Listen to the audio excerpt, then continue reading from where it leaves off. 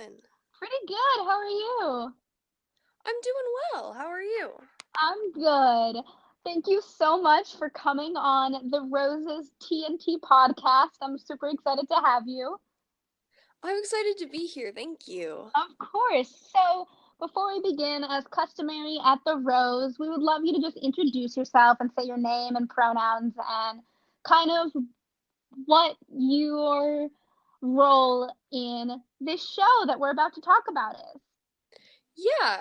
Hi, I'm Isabella. I use they, them, theirs, and I am a performer and occasional playwriter for, playwright isn't a word. I'm an occasional playwright for Pride Players.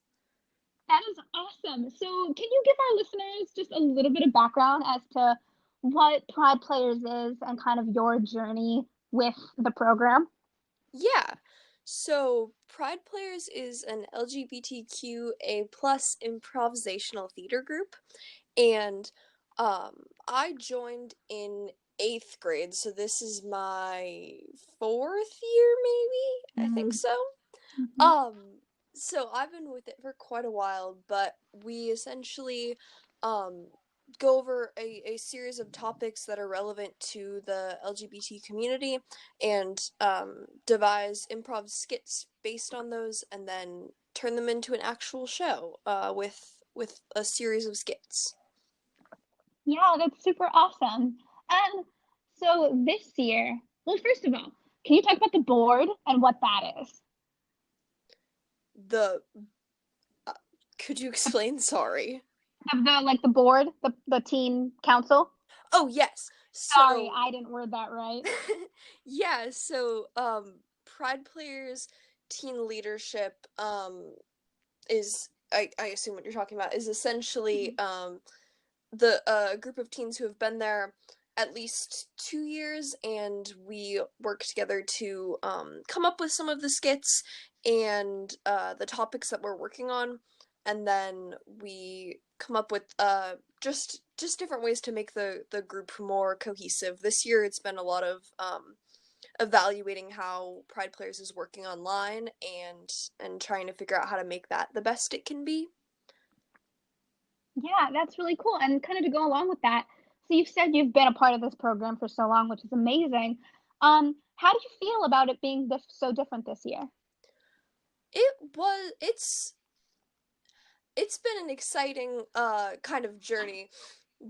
From it's very different from how the group usually goes. One of the players is like getting to meet all the different people there and really be in a space with them. So it's been different this year online, but it's been a really enjoyable experience. I think we have a very cohesive cast, and we're people are able to we're still able to make great theater together and really appreciate each other's talents even though we aren't physically together. So I think that's really beautiful. Yeah, it is super lovely. So can you kind of explain how the rehearsal process is going online, like what a typical day on a Rose rehearsal Zoom might look like for Pride players? Yeah, so we have rehearsals twice a week on Tuesdays and Wednesdays currently, and we get on. We do like a question of the day, like is as is traditional. We do like journal prompts sometimes, which Mhm. are just a good way to assess different how different things are going for the cast on a more personal level. So we do those through Google Forms. We have like a Google Classroom set up to keep like all Mhm. our stuff organized. And we meet on Zoom. So we go through about 3 to 4 like different topics a night, and we'll have someone present on a topic. We are gonna have a couple guest speakers, and then we've had like teen leadership council. Everyone presents on a different topic, um, and we essentially have someone talk about the topic for like 2 to 5 minutes, and then go split into breakout rooms and get like 15 minutes to come up with a scene about the topic that we talked about, and then we share those and give kudos and stuff, and those scenes will be like mulled over by our directors, and one for each topic relatively will be chosen to be in the final show when we start rehearsing in January. Oh, that's super exciting. And how are people going to be able to access this show when it comes out? So my understanding is that it will be like a linked show. That way, um, it isn't. It won't be on the Rose's public YouTube channel, I don't believe, but it'll be Mm, something that we can all share the link to just for the privacy and safety of members of our cast. mm. But it'll be something that we will be able to share with others through. It'll be a recorded show, and something that we can share with friends and family still, even if it's not out for everyone to see. That's super lovely. And um, what do you think has been like the biggest lesson that you've learned both from Pride Players as a whole and then having to switch to this online format this year? Ugh, Pride Players has taught me so much. It's been just a wonderful place to like get to be myself and explore my identity. Um, throughout the past years that I've been in it. And I think this year has been really powerful in seeing how committed people are to the Mm-hmm. program, even if it's not how we traditionally do it. We've had so many people who are really committed to being a part of it and making the cast as inclusive as possible, which I think is really beautiful. Um, so I'm consistently learning things with the topics we discuss that we haven't talked about before. Recently we talked about like sexual fluidity, um, Mm. which is something that I was not aware of before, but I think is so relevant and um so useful for people to know about. So it's constantly like expanding my view of the world and my view of the LGBT community into areas that I maybe wasn't aware of before, but now can be more aware of and even more supportive, and find better definitions and better labels for myself as well. So yeah, it's a really beautiful experience. I'm love Pride Players very much. That's so good. And it's so great you get to learn about that stuff through the Rose and through art and just this community that you've built. And I think that's really wonderful.